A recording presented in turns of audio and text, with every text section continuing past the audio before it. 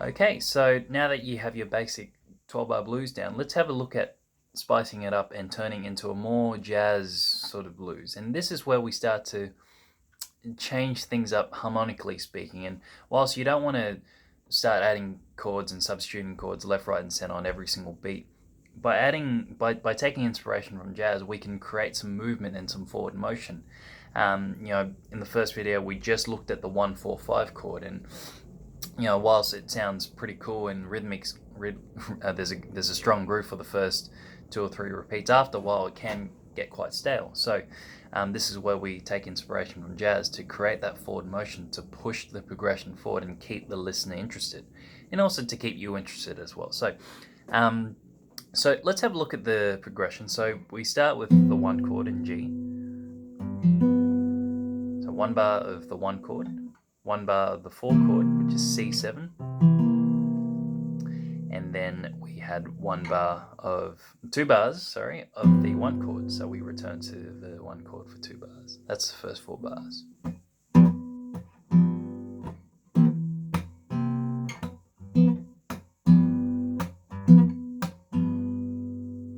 Then we go back to the 4 chord for 2 more bars, so C7. And then we had 1 bar.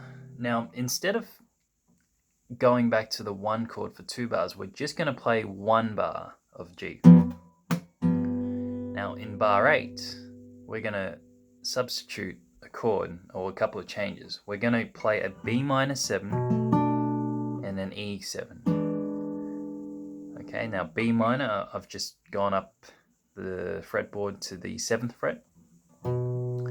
That's B, your 3rd finger and pinky on the 4th and 3rd string on the same fret, like that. That gives you what we call a B minor 7th. And then we can play E7, same shape as C7, but on the 7th fret, there's your root. There's your 1st finger, your 3rd finger, so E, A flat, and D. Yeah, so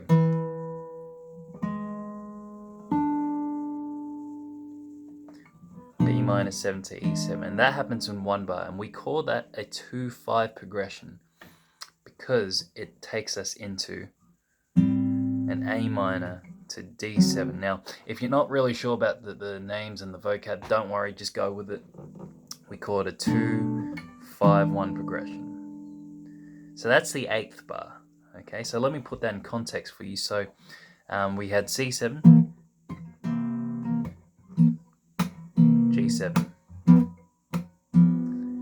for 1 bar, and then the 8th bar we're going to go B minor 7, E7.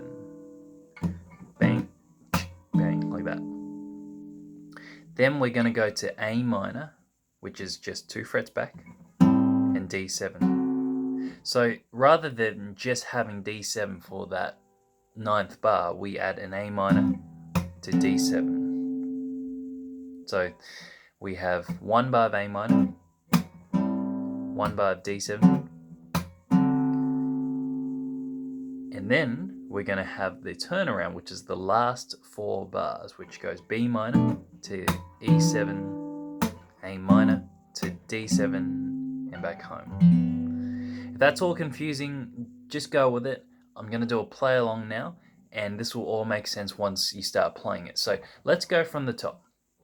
We have G7, and here we go. 1, 2, bang, chicka dang, chicka. C7, G7 for 2 bars, and again, and C7 for 2 bars. Now G7 for 1 bar, and then we go B minor 7 to E7, 1 bar of A minor, 1 bar of D7, and then we go B minor to E7, and A minor to D7, and that's the 12 bars. All right, I'll do that again a little bit slower. Here we go. 1, 2, 1, 2. Here we go.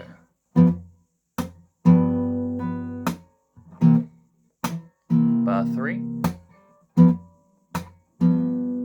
bar 4, bar 5, C7, bar 6, bar 7, here we go.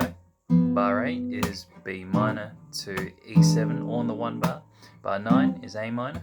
Bar 10 is D7. Last 2 bars, B minor to E7, A minor to D7. Let's go one more time.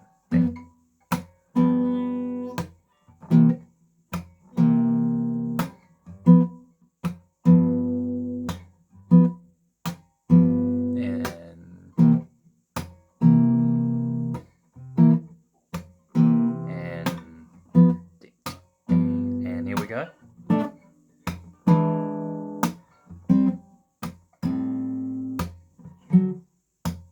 And we go bang, a chick, bang, and a bang, a chick, bang, and one more time.